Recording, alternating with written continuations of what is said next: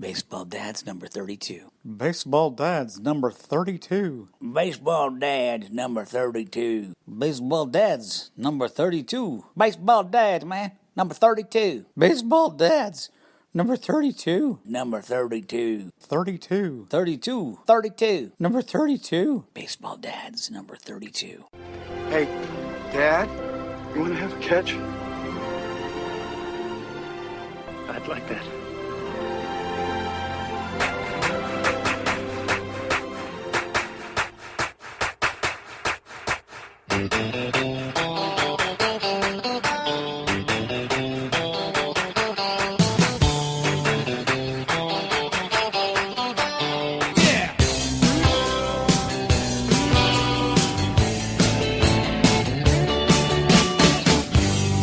Hi, everybody. Welcome to Baseball Dads. It's Jason Acquisto here. A few days ago, we were at a cookout on Memorial Day, and our good friends, the Kramers. And Ray Kramer, a baseball dad, he coaches his son, Theo Kramer. And I sat down and talked to them both about what it's like to play for your dad, what it's like to coach your son. First, I started talking to Theo because I noticed he had on his baseball hat, and it has an FC on it. So I just asked him, hey, what is FC? Fall Creek is a travel baseball team, and we're a pretty good ball club. You play for the team or you keep stats? What's your job? I play for the team. I play catcher, third base, and pitcher, and I bat cleanup in the lineup.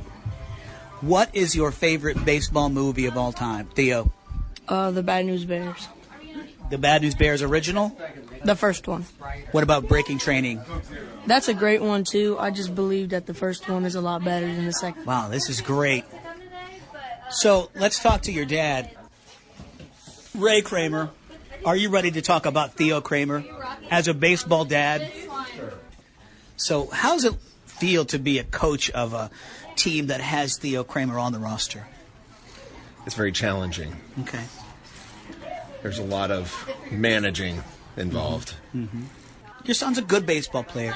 How do you balance all that?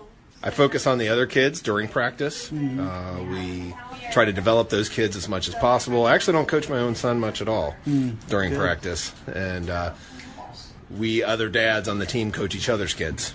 It all works out, but they're all very good kids and very passionate about the game. So it's actually not too far. So let's give a plug to the program and to the team itself. I know you guys are a very successful team. So tell me what age group and what league you're affiliated with. And this year we're 12U at Fall Creek. Used to be a Little League. It's no longer affiliated with Little League, but we tried to bring a high level of baseball to Lawrence Township, which we've done. Last year our team won the USSSA State Championship.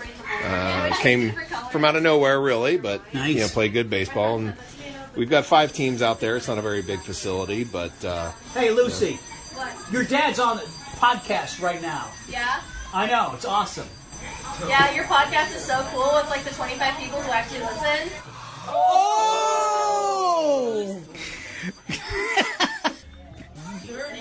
Jason, your podcast is good. It's Memorial Day.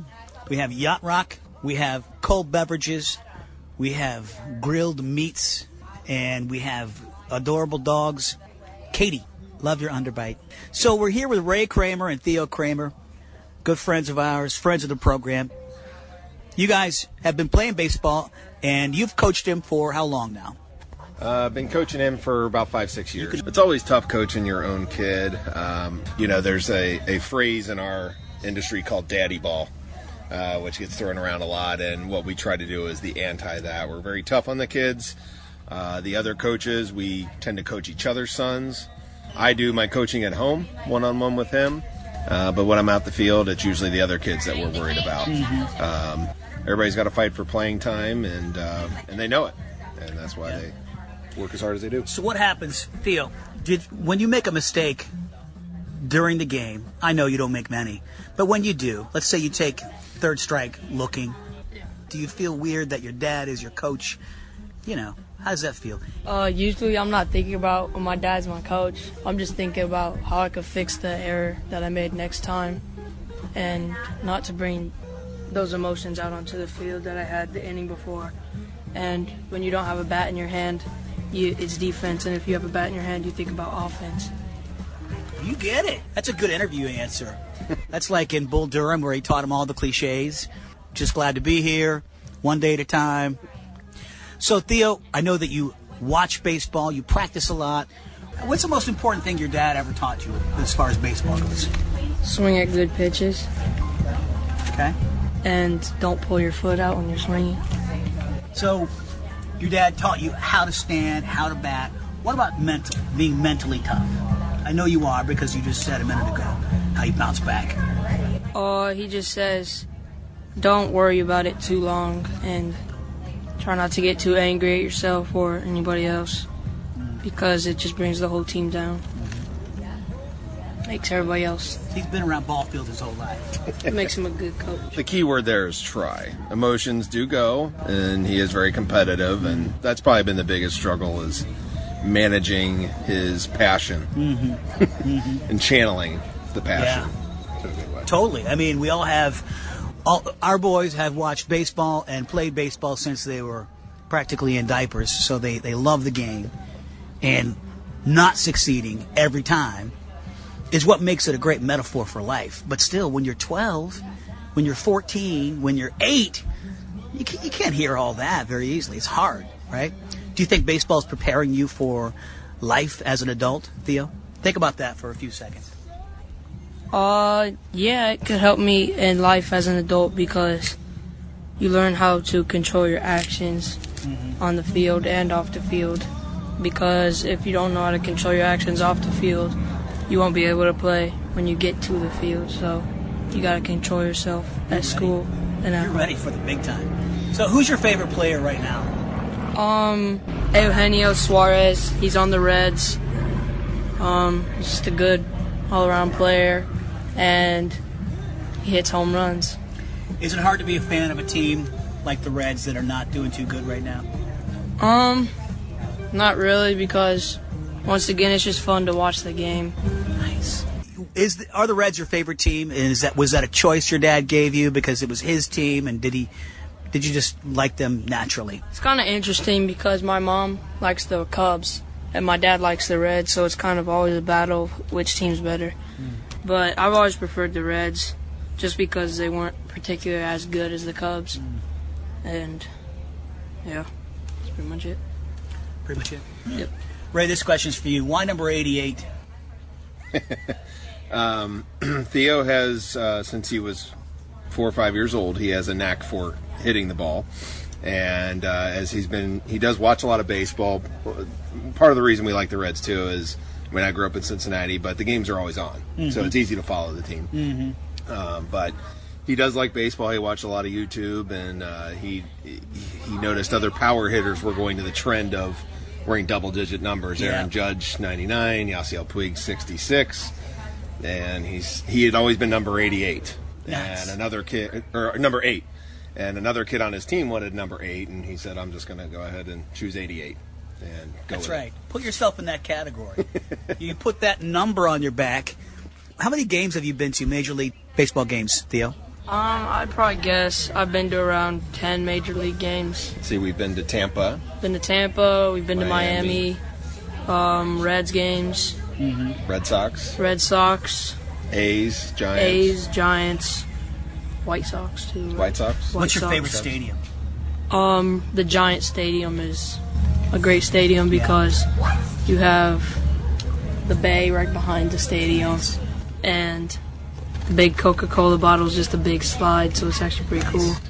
It gets some of the worst reviews, but I think that Tropicana Field in Tampa is charming.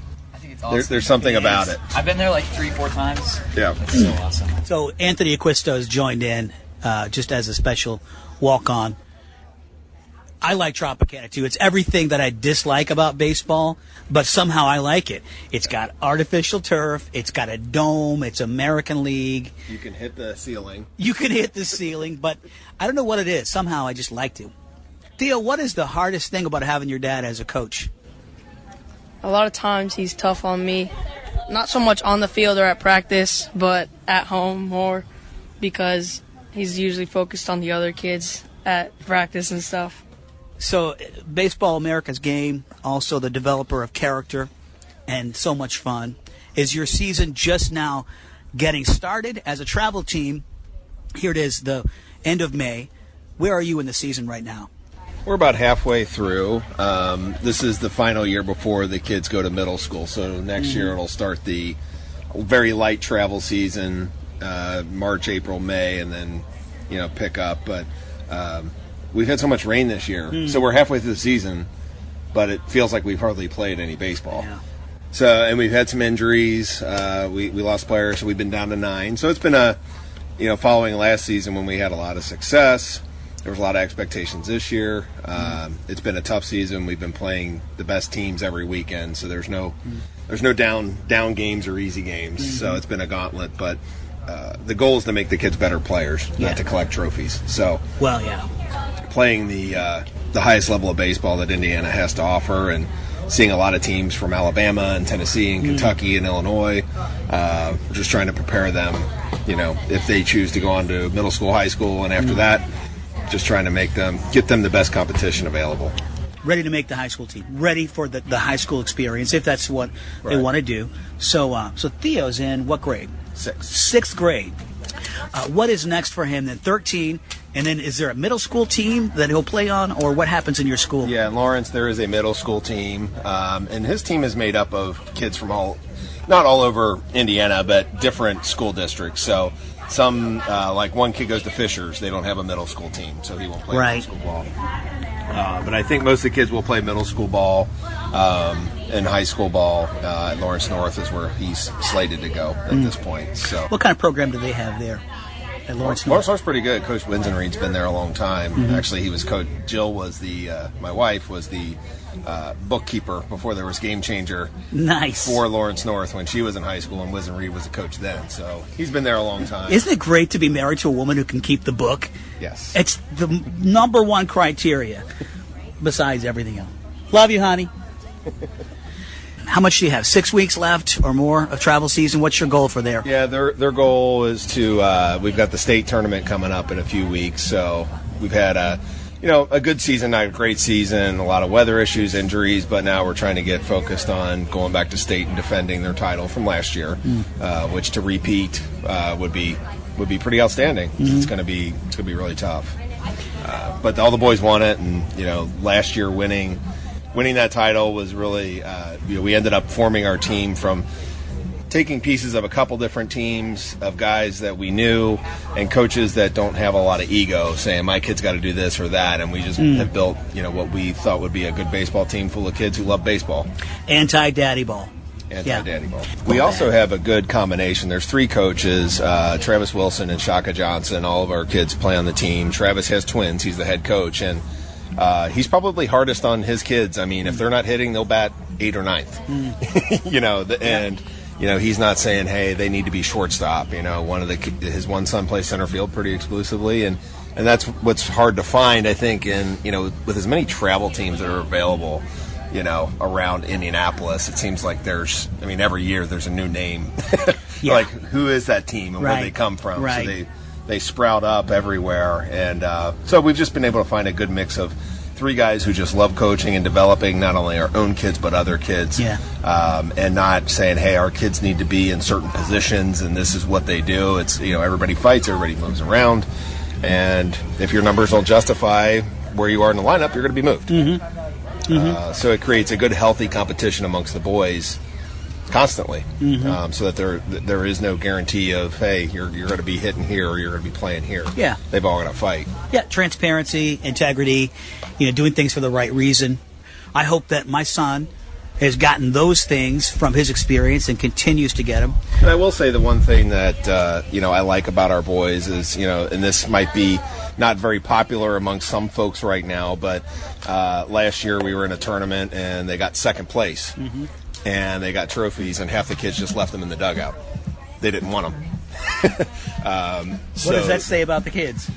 Their desire to win and their dedication. Second place is, not what they were looking for. So that was, hey boys, take them with you. But I was in some ways really glad that it's like they